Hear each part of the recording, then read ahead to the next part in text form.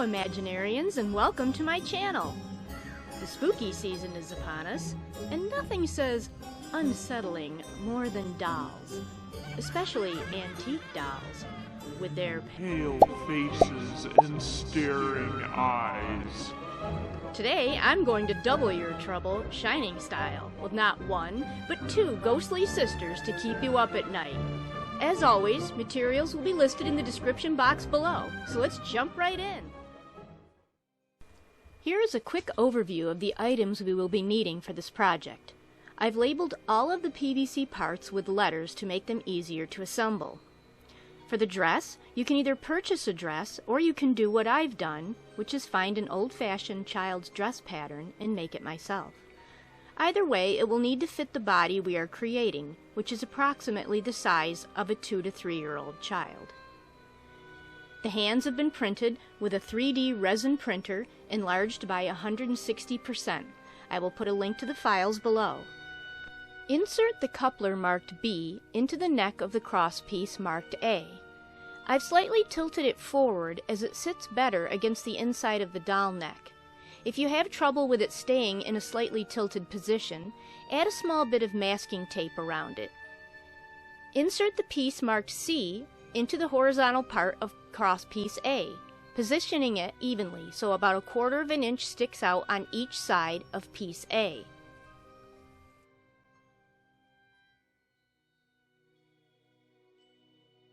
Attach the 90-degree elbows marked D1 and D2 to each side of piece C, creating shoulders.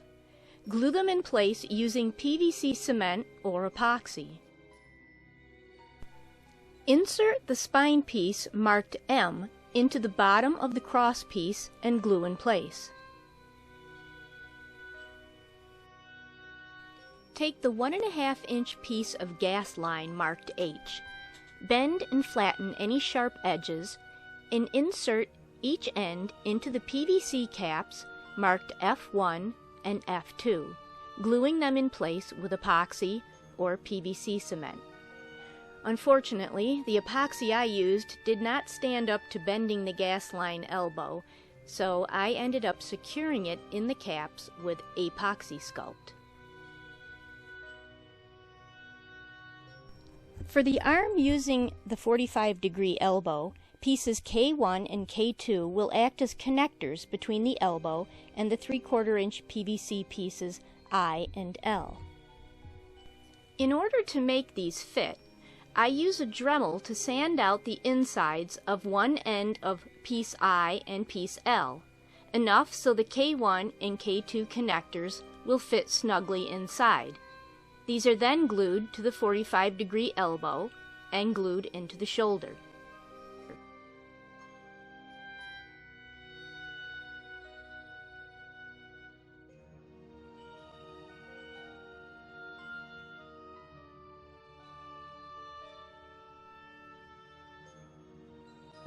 The other arm is then assembled by gluing piece E into the shoulder, gluing the gas line and cap elbow assembly onto piece E, and gluing piece G onto the opposite end.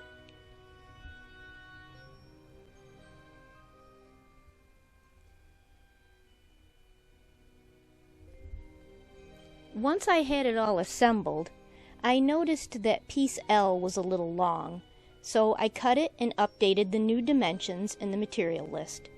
You can make either arm or both arms in this manner, or with the 45-degree elbow. I decided to do one of each just to see how it would turn out.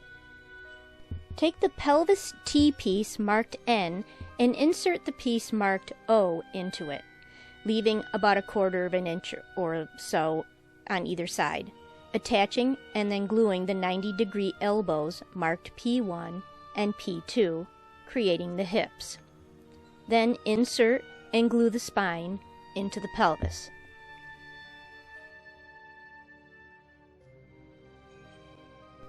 Insert the legs marked Q1 and Q2 into the hips and glue in place.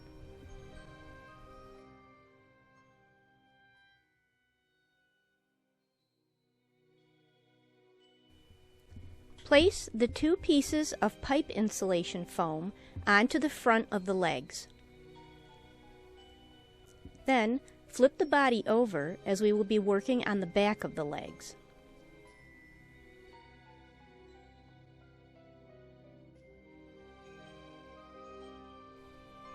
Using pieces of the pipe insulation foam or pool noodle, build up the back of the legs and what would be the calf muscle of the leg, gluing the foam in place. This doesn't have to be perfect as it will be covered up with masking tape and the dress and the tights. However, I do find that it adds a little bit of structure to the leg. Once you have the legs built up and looking the way you want, cover both legs completely with masking tape. This helps to hold the foam on, as well as covers up the color of the foam so that it doesn't show through the white tights.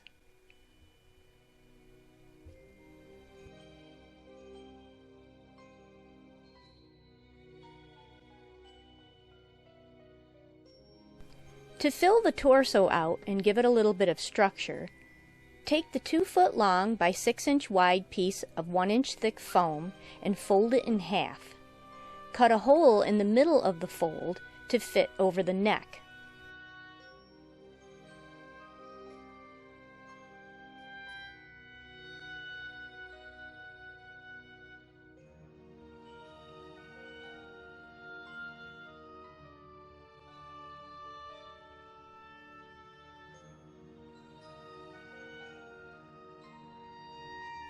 Using a zip tie, loosely strap it around where the waistline would be.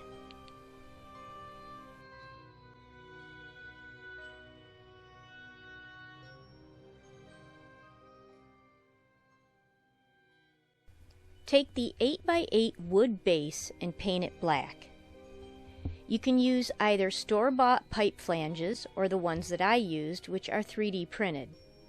Make sure they will fit the 1-inch PVC pipe legs. I will leave the link to the ones I used in the description box below. Using the legs to measure, mark how far apart the flanges need to be so that the legs will fit into them. Secure the flanges onto the wood base using wood screws.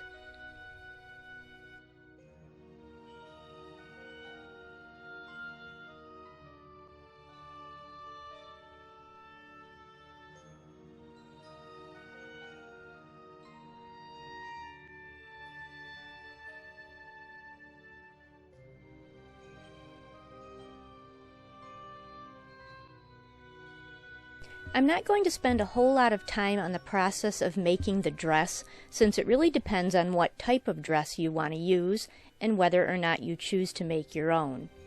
If you choose to make your own, you will need at least intermediate sewing skills and know your way around a pattern. You're also free to decorate it any way you want. You can make it as spooky as you want, you can make it cute, you can make it really any way you want as long as it fits the figure. The shoes were made from an existing doll shoe pattern, which I enlarged and tweaked a bit. It was kind of a trial and error process, so I suggest you cut these out in scrap fabric first to work out the fit and how the pieces go together. Using black vinyl, I traced out the pattern pieces, marking the left and right shoe pieces. The soles end mid-foot so that there is room in the heel area for the legs to go into the pipe flange. Using a 1/4 inch seam allowance and sewing along the front seam, attach the button flap onto one side of the shoe with the wrong side of the button flap against the right side of the shoe piece.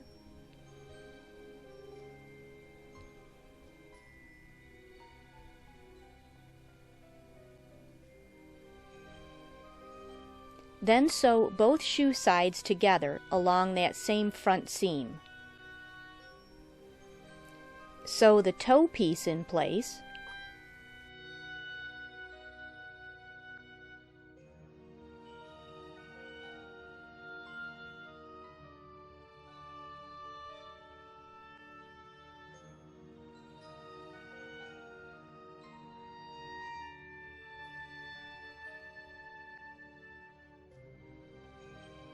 Then add the soles, right sides together, using a little less than a 1/4 inch seam allowance.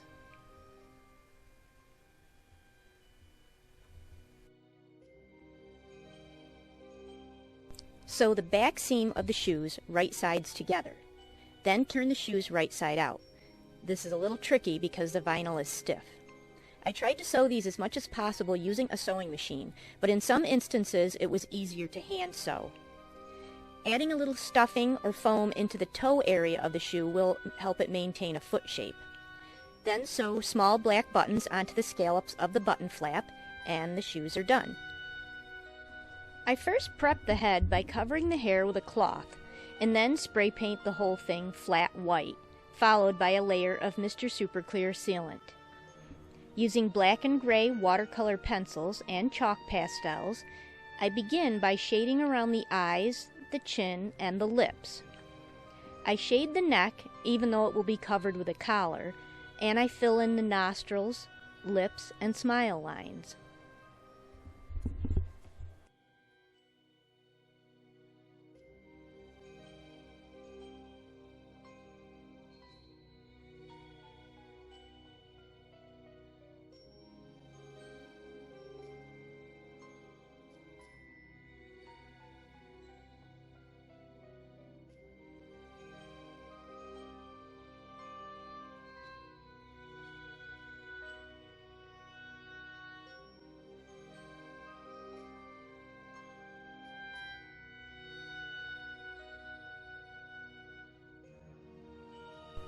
Using a small sponge, I blend in areas on her forehead and cheeks and any other areas where the color is too harsh.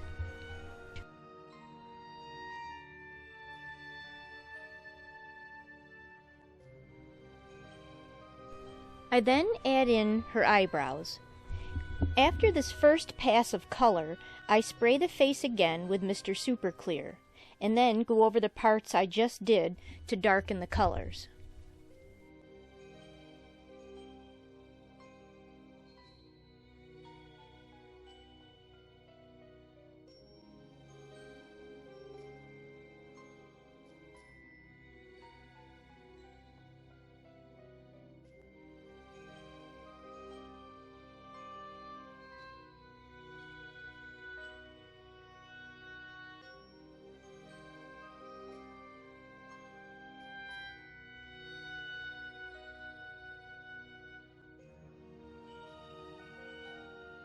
I outline her eyes in black to give them more definition.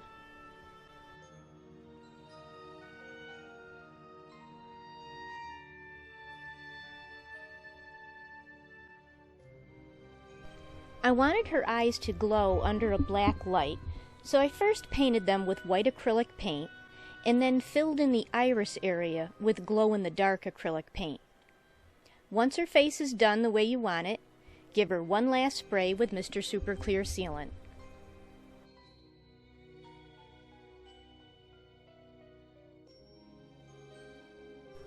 Take the 3D printed hands and spray paint them flat white, followed by a layer of Mr. Super Clear. Just like with the face, use gray and black chalk pastels to shade the hands in between the fingers and on the palms. Spray with Mr. Super Clear again to seal your work.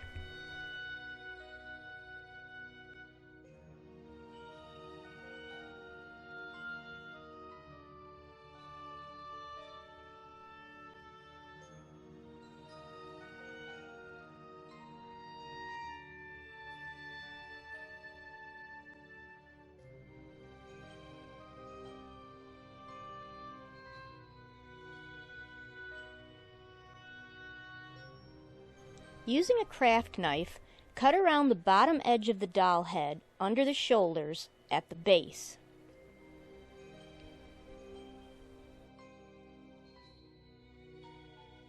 Mark 2 spots on each shoulder about 1.5 inches apart. Drill a hole large enough to fit a zip tie through. This will be used to strap the head and shoulders to the body.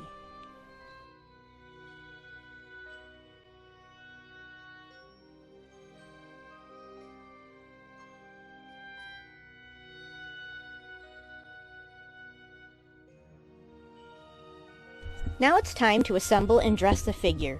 You'll have to forgive some of my footage as I changed the orientation of my camera to accommodate the figure standing up, but it didn't really turn out too well. Cut the toes off of the white tights so that the legs will fit through, and then put the tights on the legs. Put the shoes on the legs, pushing them up so that the leg PVC pipe just starts to come out the bottom of the shoe. Then, insert the legs into the pipe flanges on the base. You may need to put some more foam or stuffing in the shoe in order to fill it out and make it look like a foot is inside of it. Place the doll head onto the body, making sure that the neck is seated up against the inside of the doll neck. If there is too much bulk caused by the foam, trim some of the foam down so that it sits better. Using the zip ties, string them through the shoulder holes and strap them down firmly around the shoulder of the body. You can now dress the doll. I left the hands off during this step because it was easier to put them on afterwards because of the sleeves. Drill a 1 1/8 inch hole into the wrist of the hands, and using epoxy, glue the hands onto the arms at pieces marked G and L.